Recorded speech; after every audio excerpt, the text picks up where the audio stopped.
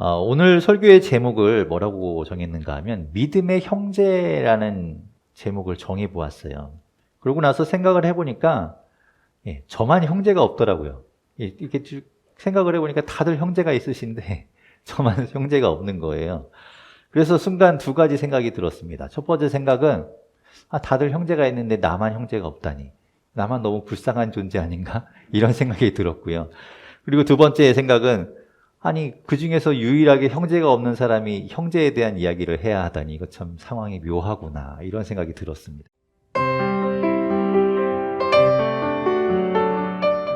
제목을 믿음의 형제라고 해서 여자분들은 또 서운해하지 마시기 바랍니다. 물론 형제라는 뜻이 사전에 찾아보면 남자, 형과 동생을 이르는 말이기도 하지만 두 번째 뜻은 형제, 자매, 남매를 그냥 통칭해서 이르는 말로 쓰이기도 하니까 그렇게 이해해 주시면 되겠습니다.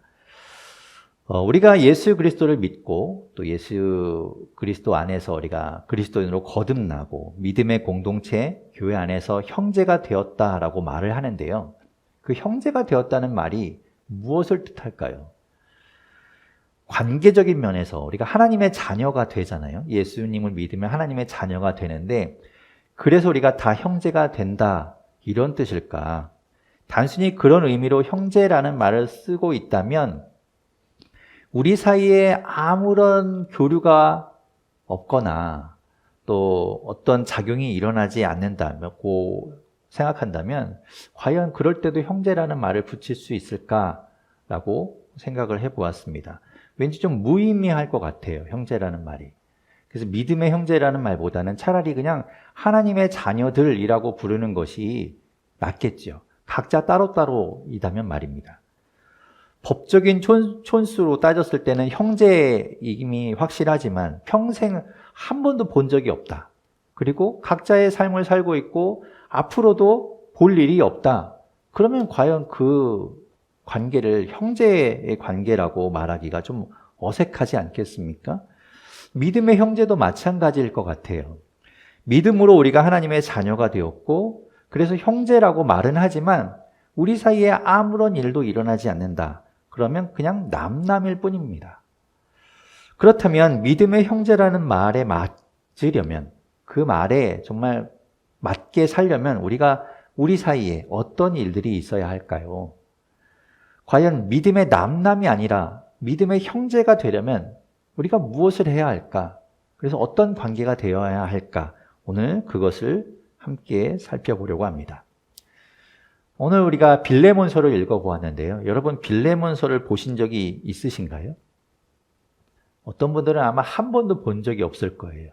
그리고 그 중에 또 어떤 분들은 빌레몬서라는 게 있는 줄도 모르는 분도 계실 겁니다. 작정하고 성경을 통독해 처음부터 끝까지 이렇게 읽어보신 분이 아니라면 그냥 쉽게 넘어가 버릴 만한 그런 책이거든요.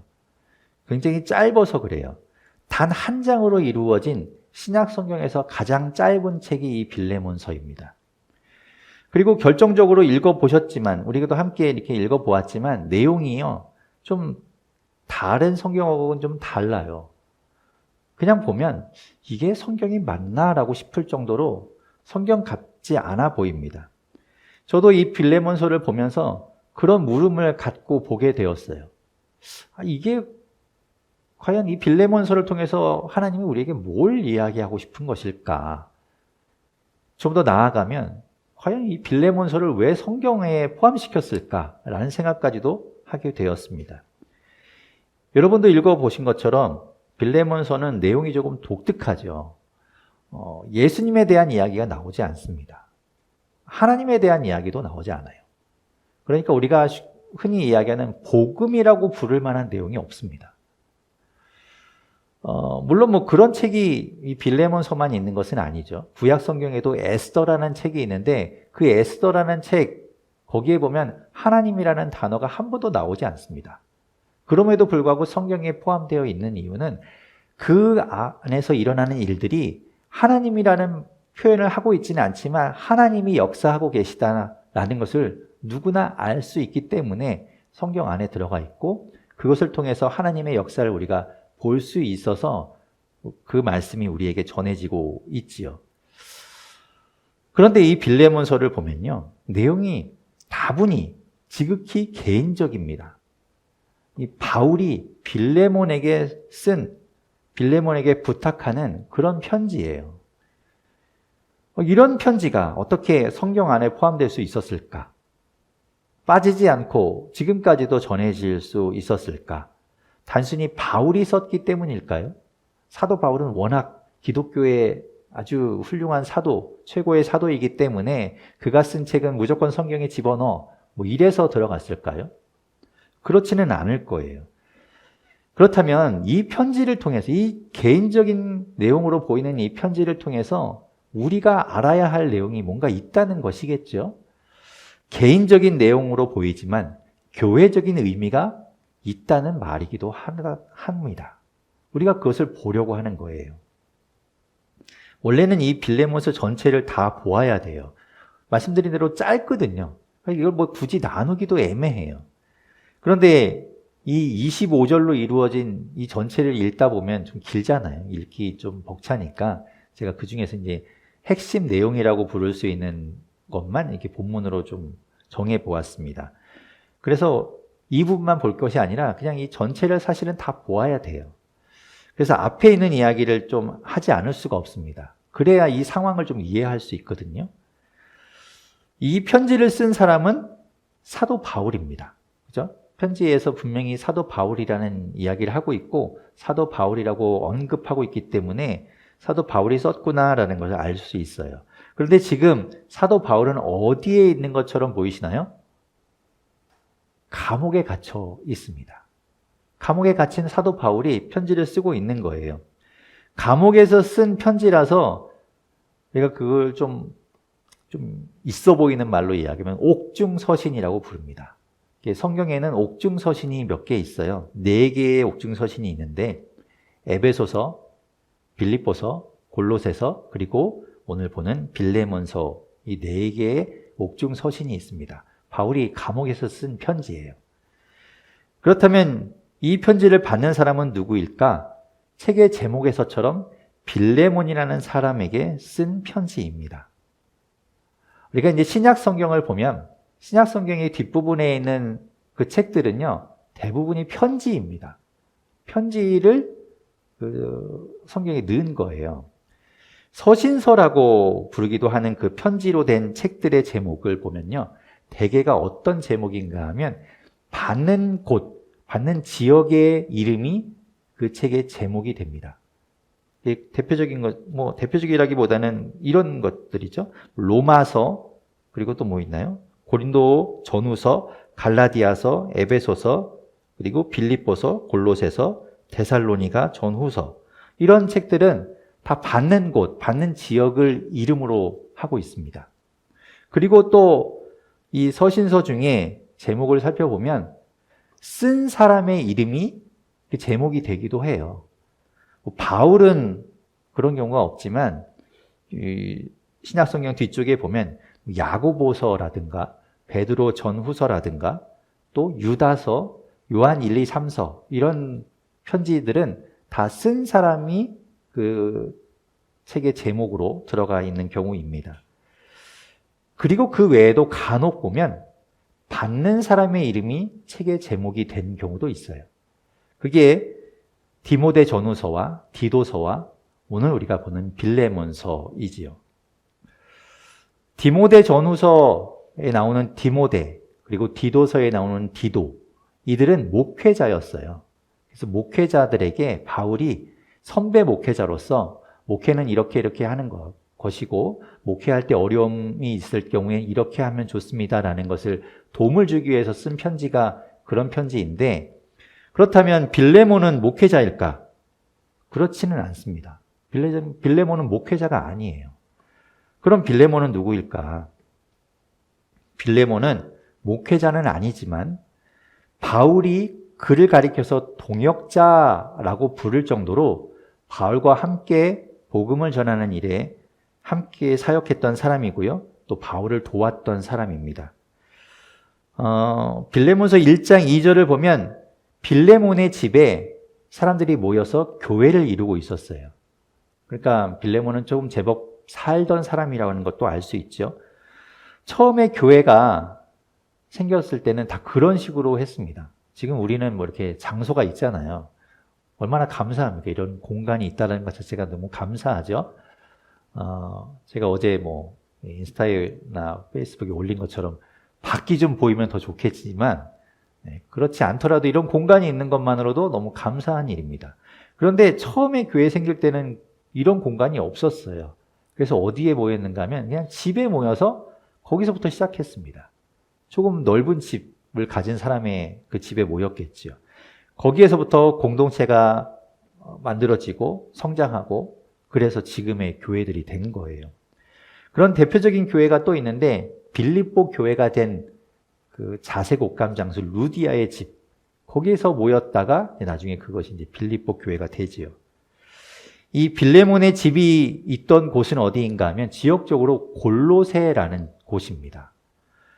빌레몬의 이름이 다른 성경에는 나오지 않아요. 그냥 이 빌레몬서에만 나옵니다. 그래서 이 빌레몬이 다른 성경에 나오지 않기 때문에 우리가 빌레몬의 상황을 자세히는 알 수 없어요. 그런데 이 빌레몬서 앞부분에 보면 아키뽀라는 사람의 이름이 나오고, 그리고 오늘 우리가 본 것처럼 본문 내용에도 오네시모라는 사람이 나오잖아요. 그래서 그 두 사람이 다른 성경에 또 나오게 있는데 골로새서에 그 이름들이 나옵니다. 그걸 보고 빌레몬의 집도 그러면 골로새 지역에 있었나 보다라는 것을 우리가 유추해 볼 수 있겠지요. 골로새에는 바울이 한 번도 간 적이 없습니다. 거기에 가서 복음을 전한 일이 없어요. 바울이 직접 가진 않았지만 바울에게 복음을 들었던 사람 중에 에바브로라는 사람이 있었고 그 에바브라가 가서 교회를 세우게 됩니다. 그게 이제 골로새 교회가 시작이 된 거예요. 지도를 좀 하나 보면요. 보이시나요? 이게 지금의 터키라고 지금은 이름이 아니라 튀르키예, 튀르키예로 이제 바뀌었잖아요. 이 튀르키예 지역인데요. 예전에 있던 아주 중요한 교회들이 있어요. 요한계시록에도 7교회가 나오는데 그 7교회가 다 여기 있습니다. 그래서 보시면 지금 파랗게 표시되어 있는 이럴 때 쓰라고 레이저 포인트가 있죠.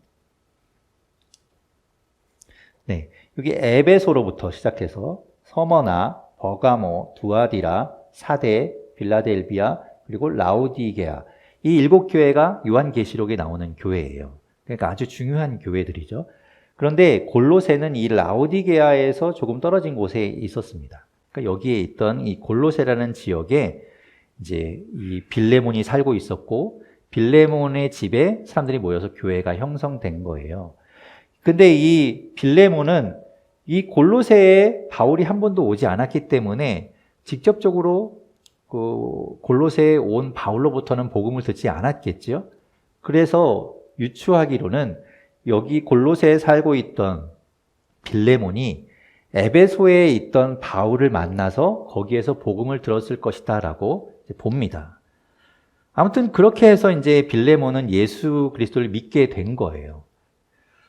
빌레몬은 바울에게 직접적으로 복음을 듣고 예수 그리스도를 믿게 되었습니다. 그것을 알 수 있는 것이 19절인데요. 오늘 본문 19절 말씀을 제가 읽어볼게요. 나 바울이 친필로 이것을 씁니다. 내가 그것을 갚아주겠습니다. 그대가 오늘의 그대가 된 것이 나에게 빚진 것이라는 사실을 나는 굳이 말하지 않겠습니다. 이 빌레몬이 바울에게 빚을 졌다고 이야기해요. 금전적인 빚이 아니에요. 돈을 꾸었다는 이야기가 아니라 복음의 빚을 지었다는 말입니다. 그러니까 바울로부터 복음을 듣고 구원받았으니, 이게 바울이 흔히 잘 쓰는 표현인데 복음의 빚진 자 뭐 이런 말이에요. 그래서 그렇게 예수 그리스도를 믿게 되었으니 당신도 그 빚을 바울에게 갚는 것이 아니라 다른 사람에게 또 전해줘서 그렇게 계속 구원의 역사가 이루어지게 하십시오. 뭐 이런 표현이죠. 그래서 빌레몬은 결국 하여튼 그리스도인이 되었고 자신의 집을 내어주어서 교회로 모일 수 있게 되었습니다. 그리고 바울의 사역을 적극적으로 돕는 사람이 되었어요. 동역자가 된 것이죠. 바울은 빌레몬에게 그런 어떻게 보면 제자의 개념처럼 그렇게 된 거잖아요. 제자와 어떤 요즘에 제자 훈련 같이 그렇게 된 건데, 그래서 바울이 빌레몬에게 강하게 뭔가를 명령할 수도 있었어요. 이렇게 하십시오라고 하면 빌레몬이 바울의 말이 뭐 성경의 말, 또 하나님의 말씀에 이렇게 벗어나지 않는다면 그것을 들어줄 수 있었겠죠. 하지만 바울은 강압적으로 하지 않고 부탁하는 걸 볼 수 있습니다. 오늘 본문 8절과 9절 말씀 같이 한번 읽어볼까요? 8절, 9절 같이 읽어보겠습니다. 시작. 그러므로 그리스도 안에서 나는 그대가 마땅히 해야 할 일을 아주 담대하게 명령할 수도 있지만 우리 사이의 사랑 때문에 오히려 그대에게 간청을 하려고 합니다. 나 바울은 이렇게 나이를 많이 먹은 사람이요, 이제는 그리스도를 전하는 일로 또한 갇힌 몸입니다. 믿음의 형제는 무엇일까? 믿음의 형제는 사랑의 관계입니다. 사랑의 관계예요. 지금 바울이 이야기하잖아요. 9절에 보면 우리 사이의 사랑 때문에 라고 이야기합니다. 믿음의 형제라는 사랑으로 이루어진 관계입니다. 그래서 강압적으로 또 힘에 의해서, 내 직분에 의해서 명령하는 관계가 아니라 부탁하고 부드럽게 이야기하고 설득해서 함께 사역하는 관계, 자발적인 순종의 관계가 되는 것이죠. 그도 그럴 것이 예수님이 우리를 그리스도인으로 예수님을 믿게 한 것, 그것이 강압적으로 된 것이 아니에요. 여러분 고문받아서 막 고통스럽게 그래요 예수님 믿을게요 이래서 믿은 거 아니잖아요. 그죠? 여러분의 마음을 움직이셔서, 여러분의 감동받아서 여러분이 스스로 예수 그리스도를 믿게 하신 거예요. 그 고백 위에 교회가 세워졌지요. 그것이 진짜 값진 고백이거든요. 믿음의 형제는 부탁하고 권유하고 온유해야 합니다. 그래서 서로 순종하는 마음, 스스로 순종하는 마음이 그 안에서부터 일어나야 하는 거예요. 우리 교회가 그 사랑과 온유와 순종의 관계 가운데 사랑하고 사역하고 그렇게 함께 움직이는 교회가 되기를 바랍니다. 바울이 빌레몬에게 부탁하는 내용을 보면 오네시모에 관한 내용이라는 것을 알 수 있어요. 오네시모는 누군가 하면 빌레몬의 종이었습니다. 그런 오네시모가 빌레몬을 떠나서 바울에게 왔고 감옥에 함께 있게 되었습니다. 어떻게 해서 오네시모가 바울에게로 왔는가? 그것에 대해서는 여러 가지 설이 있어요. 대표적으로 말하는 것이 이런 거예요. 바울이 있던 감옥은 지금의 감옥하고는 달라요. 그래서 아주 폐쇄적이지 않았어요. 외부 사람들과 접촉이 금지되지 않았고요. 그렇다고 해서 아주 자유롭게 드나들 이렇게 밖으로 나갈 수 있는 그런 곳은 아니었죠. 그렇다고 이 감옥을 관리하는 나라에서 관리하겠지만 그 관리할 때 밥을 제대로 잘 주거나 위생을 책임져 주거나 이러지 않았어요. 그러니까 함께 있으면서 수종을 들고 도와줄 사람이 있어도 되는 그런 감옥이었죠.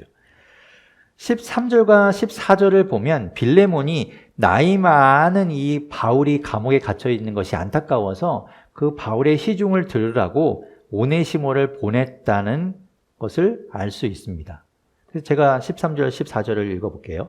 나는 그를 내 곁에 두고 내가 복음을 위하여 갇혀있는 동안에 그대를 대신해서 나에게 시중 들게 하고 싶었으나 그대의 승낙이 없이는 아무것도 하고 싶지 않았습니다. 거기까지만 읽을게요. 계속 있게 하고 싶었겠죠. 바울이 감옥에 있는 동안에 오네시모가 있으면서 계속 자신을 돕게 하고 싶었지만 그렇게 계속 데리고 있을 수는 없잖아요. 오네시모는 빌레몬의 종이니까 결국 돌려보내야 되었던 것입니다. 하지만 마음속으로는 그냥 계속 같이 있으면 좋겠다라는 마음이 있었던 것 같아요. 그런데 그렇게 빌레몬이 자발적으로 오네시모를 바울을 돕기 위해서 보냈다는 그 설과 함께 가장 그래도 보편적이고 가장 유력한 설, 지금 많이 이야기되고 있는 설은 오네시모가 빌레몬에게서 도망쳤다라고 보는 설입니다. 그것은 18절을 통해서 유추할 수 있는데요. 18절을 보면 이렇습니다. 그가 그대에게 잘못한 것이 있거나 빚진 것이 있거든 그것을 내 앞으로 달아 놓아 주십시오. 바울이 그렇게 이야기하고 있는 거예요. 빚진 것이 있거나 손해난 것이 있으면 내 앞으로 달아 주십시오. 내가 나중에 갚겠습니다. 라고 이야기하죠. 당시의 종은 주인의 소유물이었어요. 하나의 재산에 불과합니다. 그런데 그 종이 도망을 갔잖아요. 그러면 금전적인 손실을 보는 거죠. 그리고 종 하나가 없어짐으로 인해서 불편하잖아요. 그리고 여러 가지 신경 쓸 것이 많잖아요. 손해가 막심하겠죠. 어떤 설이 되었던 간에 결국 오네시모는 빌레몬을 떠나서 지금 바울에게 왔고 바울과 함께 지내다가 바울에게 복음을 듣고 그리스도인이 되었습니다. 회심하게 된 거예요. 오네시모라는 이름의 뜻은요. 유익하다, 유익한, 유용한, 쓸모있는 이런 뜻입니다. 그런데 바울이 오네시모를 가리켜서 오늘 뭐라고 이야기하는가 하면 이렇게 말해요. 오늘 보면 10절에서 12절 말씀 같이 읽어보겠습니다. 10절에서 12절 함께 읽겠습니다. 시작. 내가 갇혀있는 동안에 얻은 아들 오네시모를 두고 그대에게 간청합니다. 그가 전에는 그대에게 쓸모없는 사람이었으나 이제는 그대와 나에게 쓸모있는 사람이 되었습니다. 나는 그를 그대에게 돌려보냅니다. 그는 바로 내 마음입니다. 바울이 이야기해요. 전에는 이 오네시모가 빌레몬에게 쓸모없는 사람이었다고 말합니다. 이 종인데요. 아무리 오네시모가 일을 잘 못해도 종인데 쓸모없다라고 말하는 것은 되게 조금 잔인하잖아요. 그런데 이 쓸모없다라는 말은 헬라어로 크레스토스라는 말이에요. 이 앞에 붙어있는 아라는 말이 없다라는 그런 뜻이거든요. 크레스토스가 쓸모라는 뜻이겠죠. 그러니까 쓸모없다. 크레스토스라고 표현하는 건데요. 바울이 왜 이렇게 말하는가 하면 바울에게 오네시모가 오기 전에는 예수 그리스도를 믿지 않던 사람이었습니다.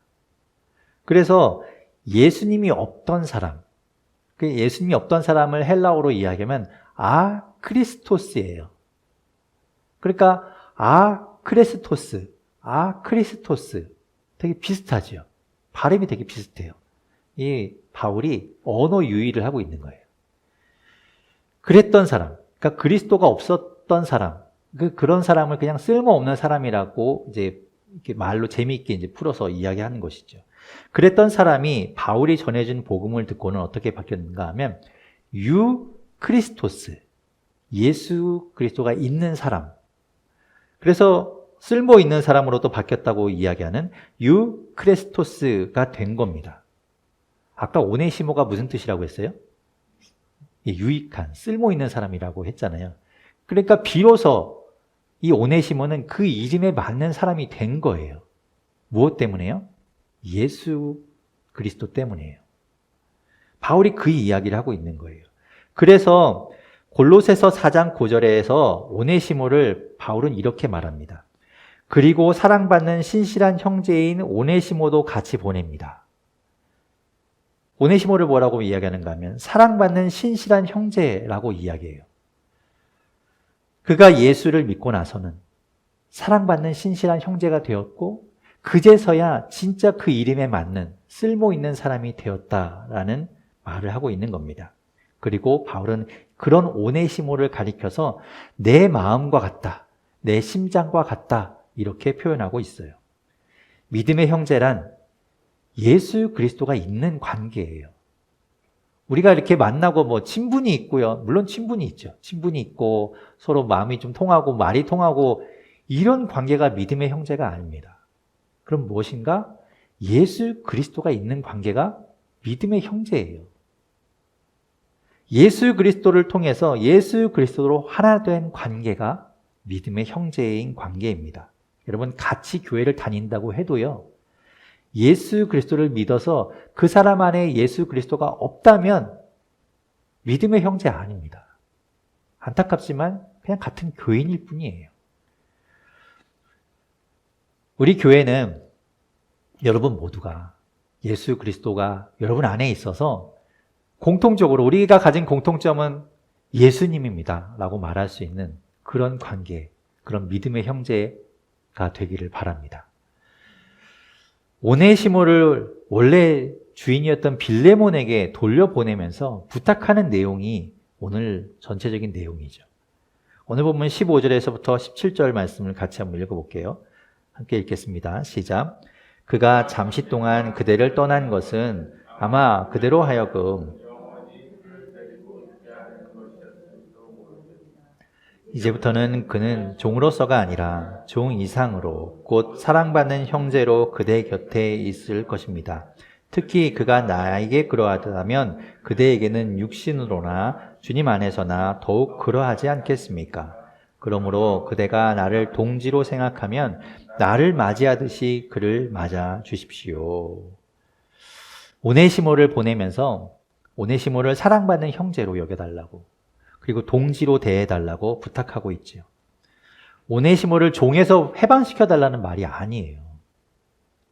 여전히 오네시모는 직업상 종으로 남아있게 되겠지만 빌레몬이 오네시모를 대할 때 더 이상 그냥 소유물로 어떤 물건처럼 취급하지 아니하고 인격체로, 나아가서는 형제와 동지로 대해달라고 부탁하고 있는 겁니다. 사랑으로 대해달라고 말하고 있죠. 빌레몬이란 이름의 뜻은요, 사랑이 있는 사람입니다. 사랑을 가지고 있는 사람.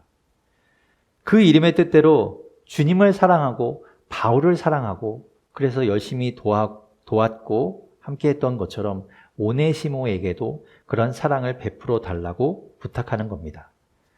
종에서 풀어줄 수도 있겠죠. 그거는 이제 빌레몬의 마음이에요.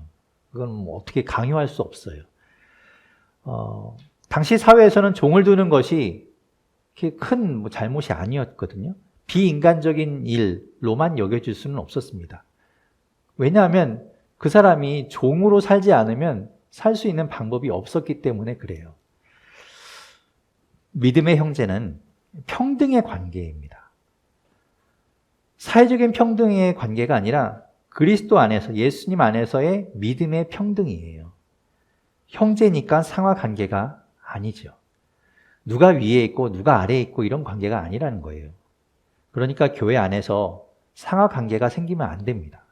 그런 게 있으면 안 돼요. 목사라고 해서 제가 여러분에게 명령하고 강요하면 안 됩니다. 여러분 거부하셔도 돼요. 장로라고 해서 막 큰 소리 치고 함부로 하고, 어른이니까 내가 장로니까 그렇게 여러분에게 함부로 할 수 없어요. 사회에서의 관계를 교회 안으로 가지고 와서 그대로 적용하는 것도 옳지 않습니다. 교회 안에서는요, 나이와 성별과 직분과 그런 사회적 신분을 넘어서서 믿음 안에서 우리가 모두 다 하나인 형제인 관계라는 것을 기억해야 합니다. 저는 우리 교회가 그런 관계가 되기를 바라요. 오늘 우리는 빌레몬서를 보았는데요. 말씀드린 것처럼 어쩌면 이 편지는 지극히 개인적일 수도 있어요. 바울이 빌레몬에게 오네시모를 보내면서 잘 좀 대해 주십시오라고 부탁하는 편지일 수 있거든요. 하지만 그 안에서 우리는 이 편지를 통해서 우리 교회가 믿음의 형제를 어떻게 바라봐야 하고 어떻게 대해야 하고 어떻게 여겨야 하는지, 그래서 우리 공동체가 어떻게 그런 관계를 만들어 가야 하는지를 보여주고 있습니다. 믿음의 형제는 자발적인 순종의 관계예요. 사랑의 관계입니다. 믿음의 형제는 예수 그리스도가 있는 관계예요. 믿음의 형제는 믿음 안에서의 평등의 관계입니다. 그런 관계를 우리 교회가 만들어가면 좋겠어요. 그런데 바울이 빌레몬에게 오네시모를 보내면서 믿음의 형제로 그렇게 대해달라고, 맞아달라고 이야기합니다. 여러분, 믿음의 형제는 그냥 되는 게 아니에요. 우리가 예수님 믿으니까, 그럼 믿음의 형제라고 불리니까 그냥 형제 관계가 되는 게 아닙니다. 서로 그렇게 믿음의 형제로 대해줘야 돼요. 우리가 노력해야 한다는 말이죠. 저는 우리 교회가 그렇게 서로 노력하고 기도하면서 그런 믿음의 형제 관계를 이어가는 그런 교회의 모습으로 나아가기를 바랍니다.